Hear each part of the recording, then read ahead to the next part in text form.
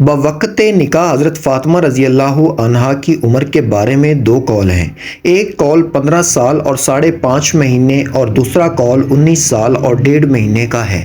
پہلا قول زیادہ راجح معلوم ہوتا ہے کیونکہ علامہ اشرف علی تھانوی اور علامہ زرقانی نے اسی کو لکھا ہے۔ حضرت علی رضی اللہ کی عمر کے بارے میں اختلاف ہے کہ وہ کس سن میں مشرف با اسلام ہوئے تھے۔ ایک قول یہ ہے کہ 8 سال کی عمر میں اور دوسرا قول یہ ہے کہ 10 سال کی عمر میں مشرف با اسلام ہوئے تھے۔ پہلے قول کی بنا پر نکاح کے وقت عمر 21 سال اور 5 مہینے ہوگی اور دوسرے قول کے مطابق 24 سال اور 1.5 مہینہ ہوگی۔ نکاح کے 7.5 مہینے بعد رخصتی ہوئی جیسا کہ زرقانی میں ہے۔ البتہ بوقت رخصتی سادگی اختیار کرنا بہتر ہے۔ خرافات اور ناجائز کاموں سے اجتناب لازم ہے۔ حضرت فاطمہ رضی اللہ عنہا کی رخصتی کے بوقت حضور اکرم صلی اللہ علیہ وآلہ وسلم نے ایک چارپائی اور تکیہ جو کھجور کی چھال سے بھرا ہوا تھا حضرت ام ایمن کے ساتھ حضرت علی رضی اللہ عنہا کے گھر پہنچا دیا۔ ایک قول یہ ہے کہا آپ نے حضرت عائشہ رضی اللہ تعالی عنہ سے رخصتی کے 4.5 ماہ بعد حضرت فاطمہ کا نکاح کیا اور نکاح کے بعد 9.5 ماہ بعد کی رخصتی کی ہے، اور حضرت عائشہ رضی اللہ تعالی عنہ کی رخصتی ہجرت کے پہلے سال شوال کے مہینے میں ہوئی اور اس کے 4.5 ماہ بعد کا مطلب ہے کہ سفر میں حضرت فاطمہ رضی اللہ تعالی عنہ کا نکاح ہوا اور اس کے 9.5 ماہ بعد رخصتی کا مطلب یہ ہوا کہ سن 2 ہجری ذی القعدہ میں حضرت فاطمہ رضی اللہ تعالی عنہا کی رخصتی ہوئی۔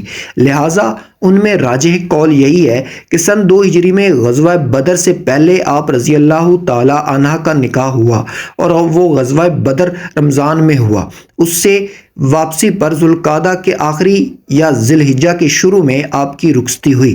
ذو الحجہ کو نبی کریم صلی اللہ علیہ وآلہ وسلم نے اپنی سب سے لاڈلی بیٹی سیدہ فاطمہ الزہرا کا نکاح شیر خدا حضرت علی رضی اللہ سے کیا۔ نکاح آپ نے خود پڑھایا اور اس کے بعد مسجد نبوی میں شہد کا شربت تقسیم کیا۔ ان کا نکاح کیسے ہوا؟ مولانا طارق جمیل اپنے بیان میں بتاتے ہیں کہ آپ نے اپنی بیٹیوں کے نکاح میں سادگی سے کیے، لیکن بی بی فاطمہ کا نکاح بہت دھوم دھام سے کیا۔ اس سے پہلے بی بی فاطمہ کا رشتہ لے کر ابو بکر صدیق آئے، پھر حضرت عمر گئے تو بھی آپ نے کوئی جواب نہ دیا۔ اس وقت ایک صحابی عبد الرحمن بن عوف رضی اللہ نے حضرت علی رضی اللہ سے کہا کہ اے علی، آپ حضور کی خدمت میں پیش ہو جائیں، امید ہے کہ آپ کو اپنی بیٹی کے نکاح میں قبول کر لیں۔ حضرت علی نے کہا مجھے کیسے، میں تو سب سے زیادہ غریب ہوں۔ کہا آپ جائیں، آپ کو قبول کر لیا جائے گا۔ جب حضرت علی رضی اللہ نبی صلی اللہ علیہ وآلہ وسلم کی خدمت میں حاضر ہوئے تو نبی کو دیکھ کر ہی خاموش ہو گئے۔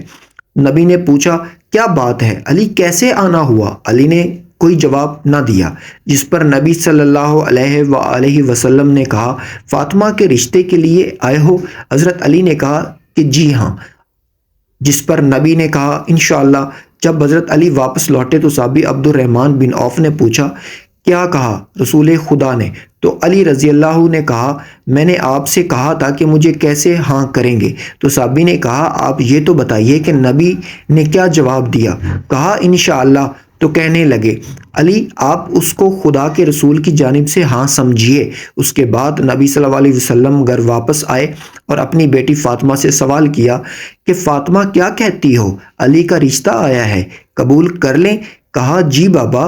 یوں ان کا نکاح انجام پایا۔ نکاح کے بعد روایات میں کہا جاتا ہے کہ 6 یا 7 ماہ بعد ان کی رخصتی بھی بہت سادگی سے ہوئی، لیکن اس وقت حضرت علی رضی اللہ کے پاس نہ تو اپنا گھر تھا اور نہ ہی اتنے پیسے تھے کہ ولیمہ کی رسم ادا کر سکیں۔ شادی کے بعد نبی نے حضرت علی رضی اللہ سے کہا کہ اے علی، ابھی تو آپ کو ولیمہ بھی کرنا ہے۔ علی نے جواب دیا یا رسول اللہ، میرے پاس تو اتنے پیسے بھی نہیں ہیں کہ میں ولیمے کی تقریب کر سکوں، جس پر حضرت محمد نے شیر خدا کو 9 درہم دیے اور کہا چھوہارے، گھی اور شہد ان پیسوں سے خرید لاؤ۔ ایک صحابی نے کہا میرے پاس ایک چھترا ہے جس کا 13 یا 14 کلو گوشت ہے تو آپ کا ولیمہ ہو جائے گا۔